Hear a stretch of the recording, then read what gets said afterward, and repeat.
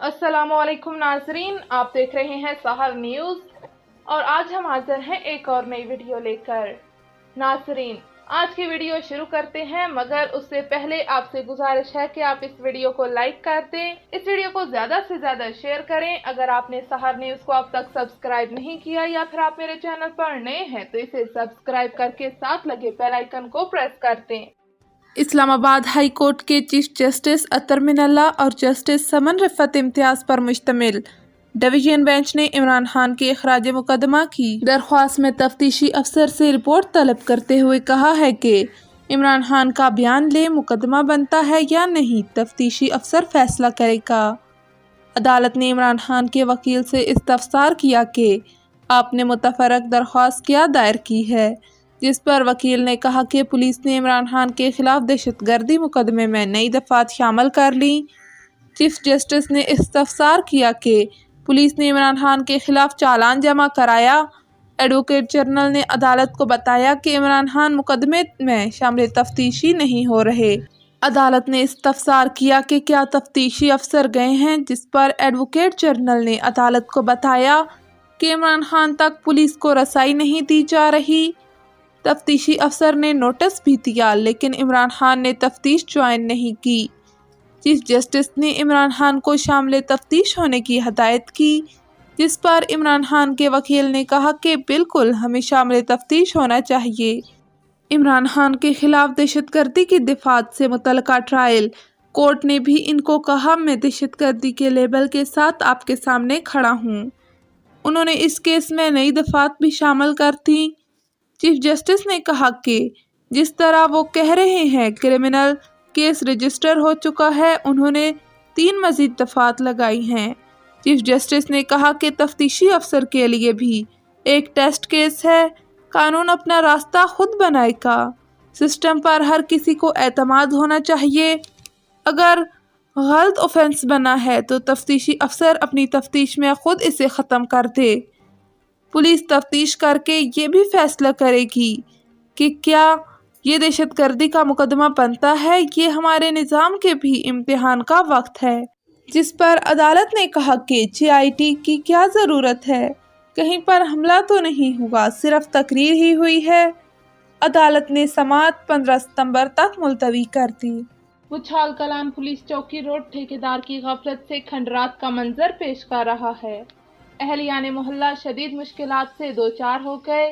اہلیان محلہ نے شدید احتجاج بھی کیا۔ ان کا کہنا تھا کہ مذکور بالا روڈ کو تعمیر کی خاطر ایکسکیویٹر مشین لگا کر اکھاڑ دیا گیا اور تمام پائپ بھی توڑ دیے گئے۔ 1 ماہ ہونے کو ہے ٹھیکیدار اس روڈ پر نہیں آیا، جس کی وجہ سے اس روڈ پر اگر کوئی مریض ہو جائے تو اسے اسپتال لانا مشکل ہو رہا ہے۔ کئی معذور افراد بھی اپنے گھروں میں قید ہو کر رہ گئے ہیں۔ عوام کے مطابق اس روڈ کی حالت ٹھیک تھی۔ جب روڈ بنانا ہوتا تو اس سے 2 یا 3 روز قبل بھی اس کی کھدوائی ہو سکتی تھی۔ اس سڑک کی 1 ماہ قبل کھدوائی سمجھ سے بالاتر ہے۔ انہوں نے ڈپٹی کمشنر چکوال اور دیگر ارباب اختیار سے نوٹس لینے کی اپیل کی ہے۔ خبر شامل کرتے ہیں خان گڑھ سے، رپورٹ کر رہے ہیں خواجہ منصور حسین۔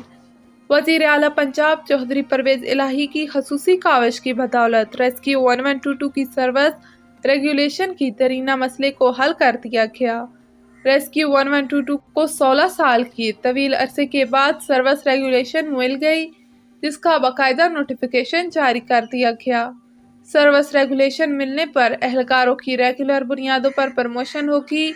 ڈائریکٹر جنرل ریسکیو 1122 ڈاکٹر رضوان نصیر کی خصوصی درخواست پر وزیر اعلیٰ پنجاب نے انسانیت دوست خدمت گزار ریسکیو 1122 کے اہلکاروں کے دل جیت لیے۔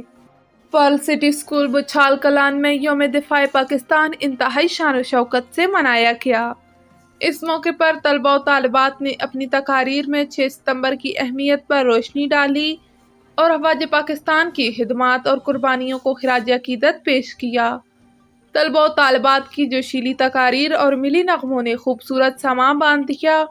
اسکول کے پرنسپل ملک خالد ضمیر نے 6 ستمبر کے واقعات کا اعادہ کیا اور پاکستانی عوام اور افواج پاکستان کے جذبہ ایمانی کو زبردست خراج عقیدت پیش کیا۔ انہوں نے کہا کہ اب ہمیں ایک بار پھر 1965 کی طرح جذبہ ایمانی اور وطن سے محبت کی ضرورت ہے۔ ہمارے طلبہ و طالبات اس قوم کا روشن مستقبل ہیں اور ان کی دین اسلام اور اپنے وطن سے محبت کی بنیادوں پر تربیت وقت کا تقاضا ہے۔ پروگرام کے آخر میں قاری عبدالقیوم نے پاکستان کی سلامتی اور حفاظت کے لیے دعا کرائی اور بچوں میں انعامات بھی تقسیم کیے۔ خبر شامل کرتے ہیں نوشہرہ وادی سون سے، رپورٹ کر رہے ہیں ملک زاہد فاروق اوان۔ MSTHQ اسپتال جوہر آباد ڈاکٹر آصف محمود قاضی کی دوبارہ MS ڈیوٹی جوائن کرنے کے بعد چیف آرگنائزر پریس کلب جوہر آباد ملک عمر دراز جویہ، اکرام اللہ خان اور ملک حیات جویہ سے ملاقات کے بعد گزشتہ روز مخالف کی فائرنگ سے زخمی ہونے والے ملک عمران اوان کی عیادت کی۔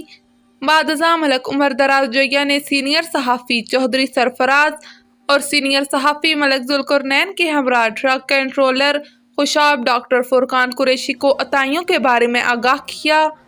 ڈرگ کنٹرولر نے صحافیوں کو یقین دلایا کہ عطائیوں کے خلاف جلد کارروائی ہوگی۔